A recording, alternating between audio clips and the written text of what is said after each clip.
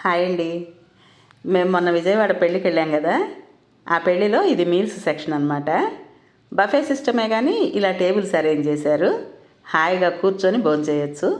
అయితే ఇంత ప్రత్యేకించి టేబుల్స్ గురించి ఎందుకు చెప్తున్నాను అంటే, నేను వెళ్ళేదే ఫంక్షన్స్కి తక్కువ అండి. కానీ వెళ్ళిన ఒకటి రెండు చోట్ల మాత్రం నేను చాలా ఇబ్బంది పడ్డాను భోజనం విషయంలో. ఎందుకంటే అలా నిలుచుని ఒక చేత్తో ప్లేట్ పట్టుకుని ఒక చేత్తో భోజనం చేయడం, వాళ్ళు వీళ్ళు వచ్చి తగలడం, ఆ ప్లేట్ కింద పడిపోవడం, ఇలాంటివి కూడా జరుగుతూ ఉంటాయి. ఆల్రెడీ నాకు కూడా అలాంటి అనుభవం ఒకటి ఉందండి. అందుకే నేను అంత ప్రత్యేకంగా టేబుల్స్ గురించి చెప్పాను. ఏదైనా కానీ భోజనం చేసేటప్పుడు ప్రశాంతంగా కూర్చుని చెయ్యాలి. అది నా ఫీలింగ్ అండి. మరి మీకేమనిపిస్తుందో నాకు కామెంట్స్లో చెప్పండి. సరే, ఇక భోజనం అయిపోయిన తర్వాత ఐస్ క్రీమ్ తినేసి పాన్ కూడా తీసుకుని ఆ తర్వాత తీరిగ్గా కళ్యాణ మంటపంలోకి వచ్చి కబుర్లు చెప్పుకుంటూ నుంచున్నాము, నేను నా ఫ్రెండును. ఇక్కడ మన సబ్స్క్రైబర్స్ కొంతమంది మమ్మల్ని చూసి గుర్తుపట్టి పలకరించారండి.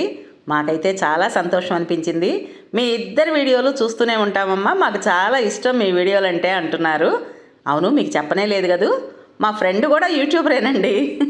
మీలో ఎంతమంది తనను గుర్తుపట్టారో నాకు కామెంట్స్లో తెలియజేయండి. తెలియని వాళ్ళ కోసం నేను నెక్స్ట్ షార్ట్లో తన ఛానల్ పేరుని రివీల్ చేస్తాను. మరి నెక్స్ట్ షార్ట్లో కలుద్దామా? బాయ్ అండి.